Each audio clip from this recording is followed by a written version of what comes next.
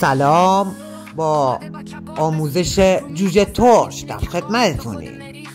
مواد لازم رو الان براتون میگم، یادداشت کنید. سبزی معطر، حالا ما دلالی میزنیم، چوچاق میزنیم، گردو چرخ شده، ادویه‌جات گلپر، فلفل سیاه، نمک و ماست چکیده. خب اینم عکس میگیرم که کامل استوب کنید یادتون نره. اولین چیزی که به شینسلا باید بزنیم گردو چرخ شده، میکوبیم بهش، همش میزنیم خوب باید میکس شه. بچه‌ها قشنگ دقت کنید، گردو باید جوری به هم بزنید که تمام شینسل به خوردش بره، نه که یه جاش گله بخواد باشه. خب حسابی که میکسش کردیم، گردوها همه جای شینسل خورده شد. شماره 2 سبزیجات معطره. حالا شما میتونید سلیقه‌ای بزنید، من دراری سبزیجات مخصوص گیلان رو میزنم، چوچاق. سبزیجات هم که زدیم، حالا نوبت چیه؟ هم زدن شینسلمون. بهتون قول میدم این روش رو اگه برید جلو، یک کباب ترش، جوجه ترش درجه 1 در میاری. خب حالا پیاز، توفاله پیاز رو میزنیم. آب توفاله پیاز کاملا باید گرفته بشه و روی همون توفاله عزیزان ادویه‌جات رو روی همون توفاله پیاز بزنید. نمک، فلفل سیاه و گلپر. این 3 تا ادویه جوجه ترشمونه. خب گلپر هم که زدیم، میریم برای یه میکس مردونه به قول آشپزا. خب حسابی میکسش میکنیم. ببینید همه جا هر جایی که شما میخواید شینسلتون به این شکل در بیاد فقط حوصله میخواد. خب حالا ماستو میزنیم.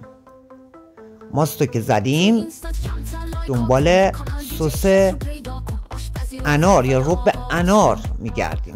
ببخشید شوخی کردم. حالا رب انارم باید اضافه کنیم به این ماستمون و اینجوریست که 90% کارمون رو رفتیم جلو. اینم از رب انارمون ما شرکتی گرفتیم. خب رو خود همون شینسلا من اینا رو ریختم، خوب همش میزنیم جوری که رنگش کاملا یه دست بشه، نه اینکه یه جا سیاه باشه یه جاش سفید باشه. ماست و رب انارمون باید کاملا میکس شه. ببینید همه جوره میشه میکس کنید.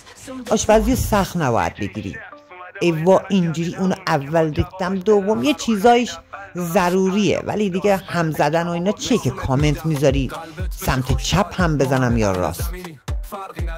خب به این رنگ که رسید، جوجه ترشمون آماده برای سیب گرفتن. خب همش میزنیم. هرچی وقت بذاری جوجه ترش بهتری در میاد. اصلا هر غذایی وقت بذاری خوب میشه. خب حالا جوجه ترش رو میریم برای سیخ گرفتن. عزیزان این سبکی که ما میزنیم بهترین سبک برای سیخ زدنه. نمیخوام از خودمون تعریف کنم، همه جا همینو میدونن. رو هوا اصلا کبابو نگیرید، روی تخته بذارید و به این صورت هم کبابتون رو میتونید نرم کنید. کیوی و انجیر و این چیزا اصلا نزنید، باید حرفه‌ای باشی. اینم پخت کاملش. اگه حمایت کنید قول میدم کبابایی واسهتون بذارم که هیچ جا لنگشو ندیده باشید. بالای 300 نمونه کباب با دیجی شفز در خدمتتون هستیم. اینم جوجه ترش کامل با کنجد تزیینش کردیم.